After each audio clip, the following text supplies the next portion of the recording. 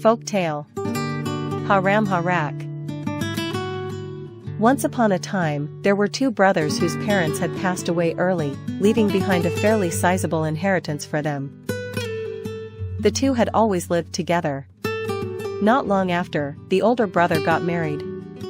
He said to his younger brother, "It's time we divided the inheritance, so you can learn to live and work like others." On the day of the division, the elder brother handed his younger sibling a piece of paper and said, "Our parents' estate consists of three kinds: male items, female items, and offspring items. Since you're the younger one, I'll generously let you have all the male items. The female and offspring ones will be mine. Agreed? If so, sign here." The younger brother, thinking his brother was being kind, naively signed the paper without suspecting a thing. The division began. But everything seemed to be either female or offspring. The elder brother went on counting. "This house, mine. That buffalo, mine. This water jar, mine. This plow and this harrow, mine." From morning till dusk, nearly everything was divided, and not a single item was considered male. By nightfall, the younger brother got frustrated and grabbed a machete leaning by the porch. He said, "This machete is male. It belongs to me." He then slung the machete over his shoulder and walked away silently, while the older brother laughed heartily, proud of his trickery. From that day on, the younger brother carried his machete into the forest each day to chop wood and earn a living. Without a home, he had to stay with one relative after another or seek shelter from acquaintances.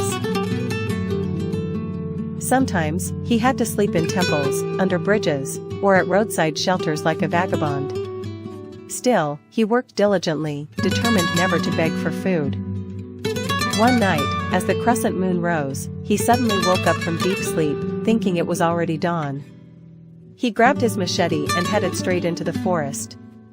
When he reached the forest's edge, he realized it was still very early, so he lay under a large ancient tree to wait for morning, but soon dozed off again without realizing it. Little did he know that this place was a playground for a troop of monkeys. That night, they came to play as usual.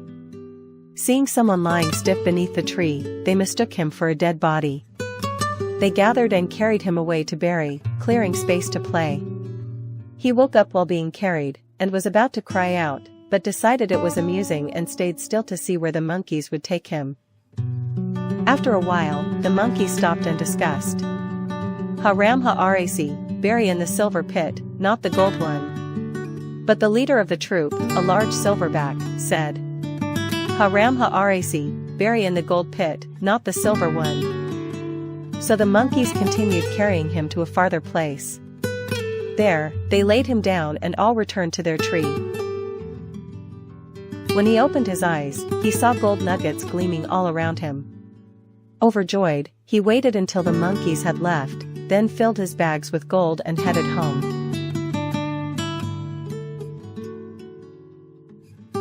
After becoming wealthy, he built a house, bought land, raised livestock. His life became much brighter than before. The story of the poor woodcutter who stumbled upon gold spread quickly. The older brother heard about it but remained skeptical. One day, on their father's death anniversary, the younger brother invited the elder over. Upon entering the house, the elder brother couldn't hide his astonishment. "How on earth did you become so rich?" The younger brother cheerfully recounted everything, from the monkey troop to being switched from the silver pit to the gold one. Hearing the story, the elder brother immediately borrowed the machete and waited for the next crescent moon. He then headed into the forest alone, and lay down beneath the same ancient tree, pretending to be dead. Soon enough, a group of monkeys came playing. Seeing someone lying there, they again assumed it was a corpse and gathered to carry him away. But when they said, "Haram ha'arasi, bury in the silver pit, not the gold one," he suddenly sat up and shouted, "Bury me in the gold pit. The gold pit." Startled that the corpse was still alive, the monkeys panicked, dropped him, and ran off. He tumbled down a hillside, hit his head on a rock, and died from a fractured skull. Moral of the story: live honestly, be humble, and do not be greedy for others' wealth. A kind and generous life leads to happiness and blessings.